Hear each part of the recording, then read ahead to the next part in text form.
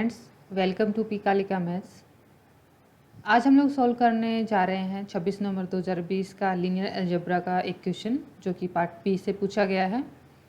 तो सबसे पहले देखते हैं कि क्वेश्चन क्या कहता है। क्वेश्चन में आपसे पूछ रहा है कि which of the following real quadratic forms on R2 is positive definite.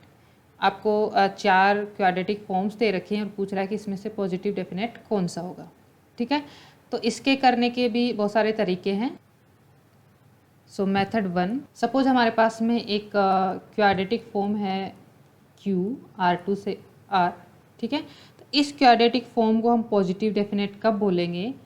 अगर आपका Q of x y is positive for all x y belongs to R2।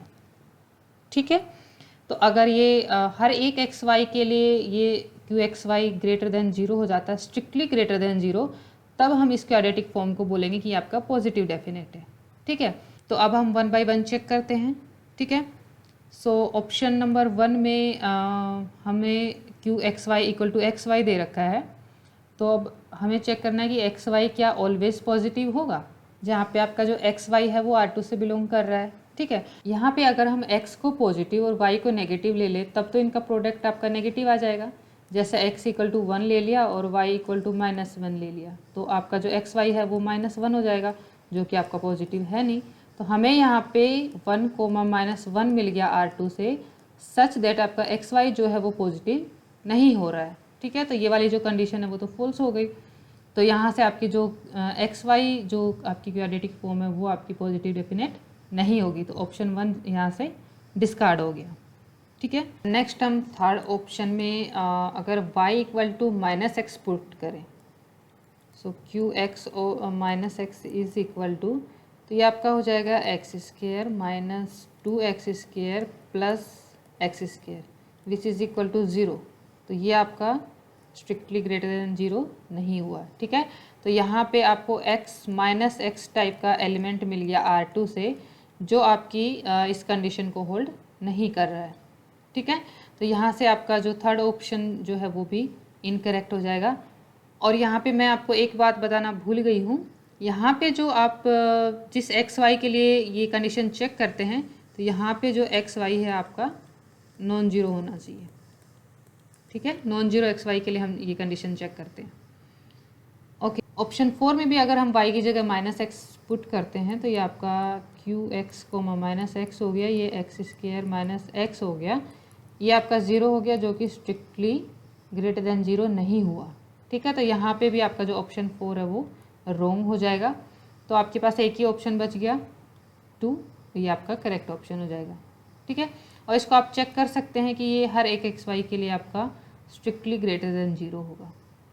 Okay, ये तो आपका एक मेथड था। अब हम सेकेंड मेथड की बात करते हैं। तो इस मेथड में हम जो पॉजिटिव डेफिनेट है वो इस क्वाड्रेटिक फॉर्म्स की जो मैट्रिक्स रिप्रेजेंटेशन होती है उसकी आइगन वैल्यूज से चेक करेंगे। ठीक है, तो उसका मैं आपको रिजल्ट बता देती हूँ। अगर आपके पास में कोई सिमेट्रिक मैट्रिक्स है तो वो आपकी पॉजिटिव डेफिनेट होगी अगर उसकी सारी आइगन वैल्यूज़ आपकी पॉजिटिव हैं। ठीक है, और इनकी जो क्वाड्रेटिक फॉर्म की जो मैट्रिक्स रिप्रेजेंटेशन हम लिखेंगे वो आपकी सिमेट्रिक मैट्रिक्स ही फॉर्म होगी। तो हम एक क्वाड्रेटिक फॉर्म की मैट्रिक्स रिप्रेजेंटेशन कैसे लिखते हैं सबसे पहले वो देख लेते हैं। सपोज आपके पास में जो क्वाड्रेटिक फॉर्म है वो आपकी इस टाइप से है, जनरल जो है ax² plus bxy plus cx²। ठीक है, 2 टपल में आपकी जो क्वाड्रेटिक फॉर्म है वो इसी टाइप की होगी। तो यहाँ से जब इसका मैट्रिक्स रिप्रेजेंटेशन लिखेंगे तो वो आपका इस टाइप से लिखेंगे, जो x² और यहाँ पे y² आएगा, जो y² है इन कोफिशिएंट्स को हम डायगोनल बना लेते हैं, तो ये आपका डायगोनल हो गया। और ये जो एक्स वाई का कोफिशिएंट है इसको हम 2 से डिवाइड करके ऑफ डायगोनल एलिमेंट्स बनाते हैं। तो यहाँ पे b है तो ये b/2 आपका ऑफ डायगोनल एलिमेंट हो जाएगा। ठीक है, तो यहाँ पे ये 2 टपल्स में जो आपकी क्वाड्रेटिक फॉर्म दे रखी होती है उसका ये मैट्रिक्स रिप्रेजेंटेशन है। ठीक है, तो यहाँ पे सबसे पहले एक बार हम चारों का मैट्रिक्स रिप्रेजेंटेशन लिख लेते हैं। तो फर्स्ट का आपका हो जाएगा x² और y² का 0 0 है और एक्स वाई का कोफिशिएंट 1 है, तो इसका हाफ करके हमने ऑफ डायगोनल पे लिख दिया, तो ये इसकी हो गई। ऐसे ही सेकंड की हम लिखेंगे एक्स स्क्वायर वाई स्क्वायर के साथ 1 1 कोफिशिएंट है, तो ये आपका डायगोनल पे 1 1 आ गया। और एक्स वाई का कोफिशिएंट -1 है, तो ऑफ डायगोनल पे -हाफ आ गया, राइट। सिमिलरली थर्ड का जो आपका मैट्रिक्स रिप्रेजेंटेशन है वो आपका 1 1 और 1 1 हो जाएगा, क्योंकि 2 का हाफ अगर हम करेंगे तो 1 1 ही आएगा। और फोर्थ का मैट्रिक्स रिप्रेजेंटेशन अगर हम लिखते हैं तो ये आपका 1 0, वाई स्क्वायर का कोफिशिएंट 0 है और एक्स वाई का कोफिशिएंट 1 है, तो ये आपका हाफ हो गया, ठीक है। ये आपकी मैट्रिक्स रिप्रेजेंटेशंस हो गई। अब यहाँ से हम चेक कर लेंगे कि इन सारी मैट्रिसेस में से किस मैट्रिक्स का आपका आइगन वैल्यू जो है वो सारी आइगन वैल्यूज आपकी पॉजिटिव हैं, ठीक है। तो जिसकी सारी आइगन वैल्यूज पॉजिटिव हो जाएंगी वो आपकी पॉजिटिव डेफिनेट हो जाएंगी। ओके, सो अब आपको यहाँ पे बहुत ज़्यादा कैलकुलेशन नहीं करना है, जितना शॉर्ट में हो सकता है शॉर्ट कैलकुलेशन में निपटाइए, बट कैलकुलेशन ठीक होना चाहिए। जैसे आपका ऑप्शन थर्ड है, ठीक है, तो यहाँ पे आप देख सकते हैं कि इसकी एक आइगन वैल्यू 2 होगी और एक आइगन वैल्यू 0 होगी। वो कैसे? क्योंकि हर एक रो कॉलम का जो सम है वो 2 आ रहा है, तो एक आइगन वैल्यू 2 होगी और इसका डिटर्मिनेंट 0 है, तो यहाँ से इसकी एक आइगन वैल्यू 0 हो जाएगी। तो ये आपका पॉजिटिव डेफिनेट नहीं होगी, क्योंकि यहाँ पे एक आइगन वैल्यू आपकी 0 आ गई, राइट। सिमिलरली आप ऑप्शन फर्स्ट में देख सकते हैं कि इसका जो डिटर्मिनेंट है वो -4 है, ठीक है, मीन्स डिटर्मिनेंट है वो नेगेटिव है। और हमें पता है कि डिटर्मिनेंट किसी भी मैट्रिक्स का क्या होता है, प्रोडक्ट ऑफ आइगन वैल्यूज़। और यहाँ पे 2 क्रॉस 2 मैट्रिक्स है, तो इसकी 2 ही आइगन वैल्यूज होगी। और 2 नंबर्स का नेगेटिव कब प्रोडक्ट आता है? जब उसमें से कोई एक नंबर नेगेटिव हो, ठीक है। तो यहाँ से हमें पता चलेगा कि इसकी एक कोई आइगन वैल्यू नेगेटिव होगी, तो यहाँ से ऑप्शन 1 भी गायब हो गया। अब अगर हम ऑप्शन 4 की बात करें तो यहाँ पे भी जो आपका डिटर्मिनेंट है वो नेगेटिव आ रहा है, तो यहाँ पे भी एक आइगन वैल्यू आपकी नेगेटिव हो जाएगी, तो ऑप्शन 4 भी डिस्कार्ड हो गया। अब आपका यहाँ पे ऑप्शन 2 सिर्फ बचता है, वो आपका ट्रू हो जाएगा। और वैसे भी आप यहाँ पे चेक कर सकते हैं, इसका डिटर्मिनेंट आपका आएगा 1 - 1/4, जो आपका पॉजिटिव आएगा।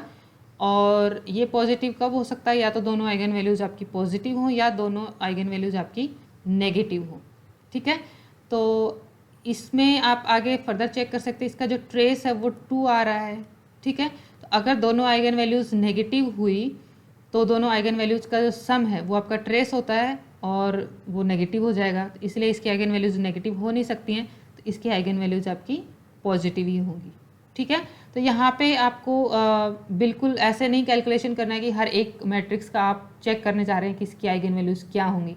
हमें उसमें कोई इंटरेस्ट नहीं है कि इसकी आइगन वैल्यूज़ क्या होंगी, हमें जस्ट उसके साइन से मतलब है कि आपकी जो आइगन वैल्यूज़ हैं वो पॉजिटिव हैं या नेगेटिव हैं। और 2 क्रॉस 2 मैट्रिक्स में आप ट्रेस और डिटर्मिनेंट से पता लगा सकते हैं कि वो आइगन वैल्यूज़ जो है मैट्रिक्स की वो नेगेटिव होंगी या पॉजिटिव होंगी, ठीक है। तो आपको एग्ज़ाम में स्मार्टली वर्क करना है, ठीक है, लेंदी वर्क बिल्कुल नहीं करना है।